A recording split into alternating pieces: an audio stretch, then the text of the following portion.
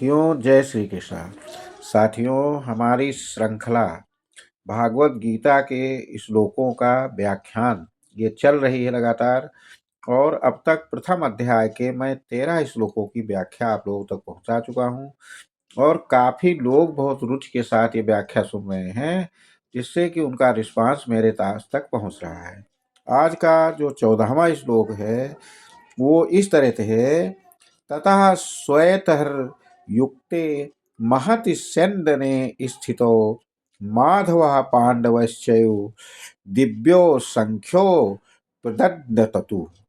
तथा मतलब इसके पश्चात श्वेतैः हयैः युक्तैः यानी श्वेत सफेद घोड़ों से युक्त महति स्यन्दने महान रथ पर स्थितो स्थित खड़े हुए माधवा श्री कृष्ण जी पांडवाचार्य और पांडु के पुत्र अर्जुन ने भी दिव्यो दिव्य यानी अलौकिक संख्यो मतलब शंख प्रदद्युमत यानी जोर से बजाया।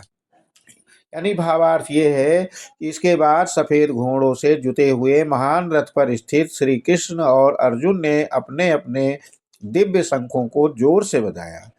यानी ये श्लोक महाभारत के युद्ध की आध्यात्मिक पृष्ठभूमि को दर्शा रहा है। साथियों, बहुत गहरे गहरे संबंध हैं। श्वेत घोड़े शुद्धता और सात्विकता का प्रतीक हैं। श्री कृष्ण और अर्जुन का रथ श्वेत घोड़ों से युक्त है।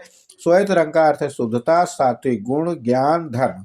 इससे ये संकेत मिलता है कि पांडव पक्ष धर्म, सत्य और न्याय के मार्ग पर है, जबकि कौरव पक्ष तामसिक और राजसिक प्रवृत्तियों से ग्रस्त है। महान रथ दिव्य योजना का संकेत है। ये सामान्य रथ नहीं है, बल्कि महान यानी महत् रथ है।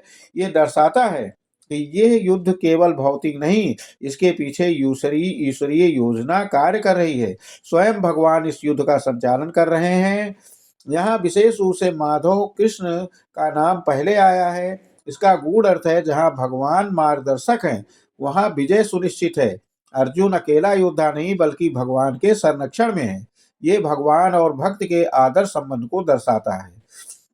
शंख बजाना केवल युद्ध आरंभ करने का संकेत नहीं है, ये अधर्म के विरुद्ध धर्म की उद्घोषणा है, अन्याय के विरुद्ध न्याय की आवाज है, अज्ञान के विरुद्ध ज्ञान का नाद है। इसी कारण शंख को दिव्य कहा गया है। इस श्लोक को यदि आंतरिक रूप से देखें तो कुरुक्षेत्र हमारा जीवन है, कृष्ण विवेक, ईश्वर चेतना, अर्जुन संघर्षरत मानव, शंखनाद आत्म जागरण का आह्वान। अर्थात इस जीवन के युद्ध में ईश्वर और विवेक साथ होते हैं तो मनुष्य जीवन से मुक्त होकर कर्तव्य मार्ग पर आगे बढ़ता